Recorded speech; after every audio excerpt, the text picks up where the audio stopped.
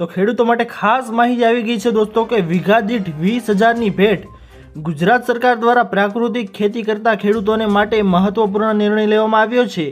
કેન્દ્ર સરકારના પ્રાકૃતિક ખેતીને પ્રોત્સાહન આપવા અપીલ કરી હતી, ત્યારે ગુજરાત સરકારે પ્રાકૃતિક ખેતી કરતા ખેડૂતોને પ્રોત્સાહિત કરવા માટે સહાય યોજના અમલમાં મૂકી છે। રાજ્ય સરકાર દ્વારા અમલમાં મુકાયેલી નવી યોજનાની માહિતી આપતા કૃષિ મંત્રી રાઘવજી પટેલે જણાવ્યું હતું કે રાજ્યના દરેક નાગરિકને રાસાયણિક ખાતરો તેમજ જંતુનાશક દવાના ઉપયોગ કર્યા વિના ઉત્પાદિત કરેલા શાકભાજી પાકો સરળતાથી મળી રહે તે માટે શાકભાજી પાકોમાં પ્રાકૃતિક કૃષિને પ્રોત્સાહન આપવાની યોજના અમલમાં મૂકવામાં આવી છે। આ યોજના હેઠળ શાકભાજીની ખેતી પ્રાકૃતિક પદ્ધતિથી કરતા હોય તેવા ખેડૂતોને બિયારણ, પ્રાકૃતિક ઇનપુટ, ખેતી ખર્ચ તથા શાકભાજીની પ્રાકૃતિક ખેતીને પ્રોત્સાહન મળે તે માટે મહત્તમ ₹20,000 પ્રતિ હેક્ટર સહાય છે તે આપવામાં આવશે। જણાવી દઈએ આપશોને કે આ યોજનાના અમલીકરણ માટે રાજ્ય સરકાર દ્વારા અંદાજપત્રમાં ₹1,000 લાખની રકમ છે તે ફાળવવામાં આવી છે।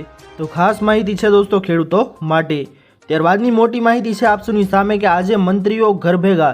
જણાવી દઈએ આપશોને કે તમામ ધારાસભ્યો અને મંત્રીઓએ આજે બપોર સુધીમાં ગાંધીનગરમાં હાજર થવા આદેશ કરાયો છે।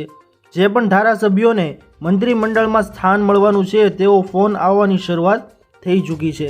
સૂત્રોમાંથી મળતી માહિતી મુજબ આજે બપોર સુધીમાં મંત્રીમંડળ દ્વારા રાજીનામું આપી દેવામાં આવી શકે છે અને શુક્રવારે સવારે એટલે કે આજરોજ નવું મંત્રીમંડળની શપથવિધિ યોજાશે। તો ખાસ મોટી માહિતી છે દોસ્તો। ત્યારબાદની મહત્વની માહિતી છે આપસોની સામે કે રેશન કાર્ડ ધારકોને દિવાળીની ભેટ।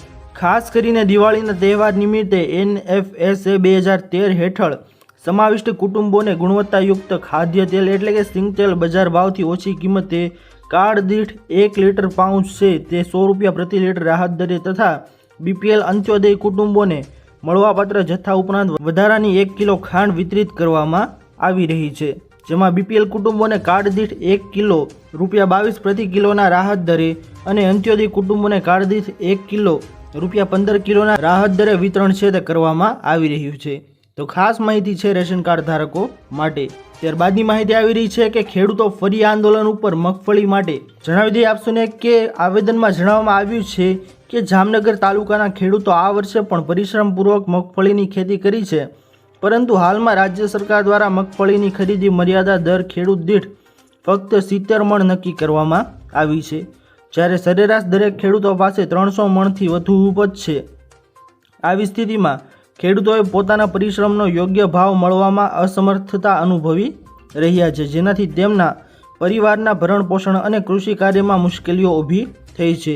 આપસોને જણાવી દઈએ કે આ વિરોધમાં પાલ આંબલિયા પણ જોડાય છે અને આંદોલન કરવાની ચીમકી સરકાર સામે ઉગામી છે। તો ખાસ માહિતી છે દોસ્તો ખેડૂતો માટે કે મગફળી માટે શું હવે ખેડૂતો આંદોલન કરશે કે કેમ તે હવે જોવાનું રહેશે। ત્યારબાદની માહિતી છે આપસોની સામે કે દિવાળીમાં બસ મુસાફરી મફત।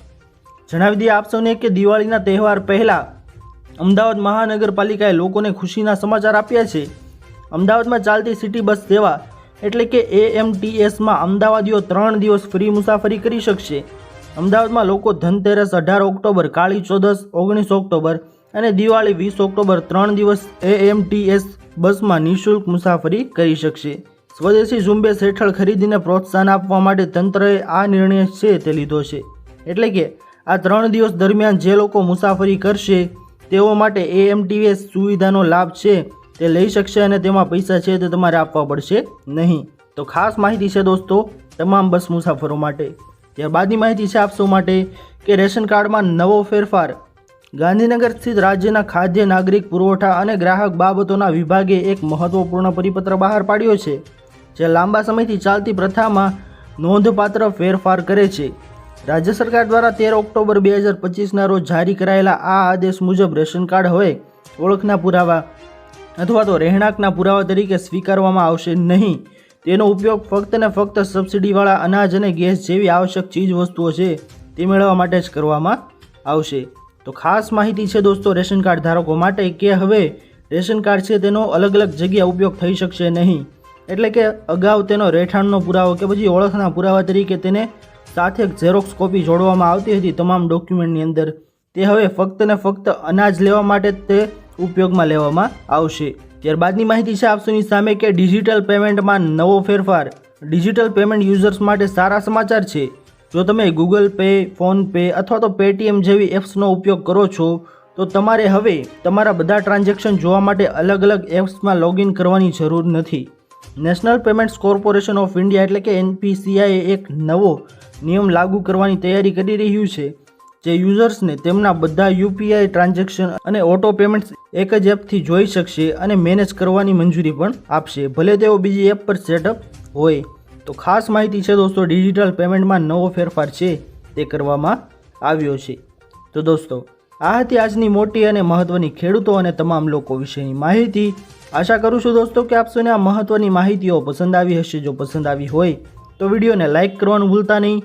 ચેનલ પર નવા આવ્યા હો તો અમારી ચેનલ ખેડૂત ઓનલાઈન પોઈન્ટને સબસ્ક્રાઇબ કરી અને બાજુમાં આપેલા બેલ આઇકનને પણ પ્રેસ કરી દેજો, જેના લીધે આવી જ મહત્વની માહિતી આપશોને આ ચેનલના માધ્યમથી મળતી રહે. તો દોસ્તો મળીએ હવે પછીના વિડીયોમાં. ત્યાર સુધી જય હિન્દ અને વંદે માતરમ.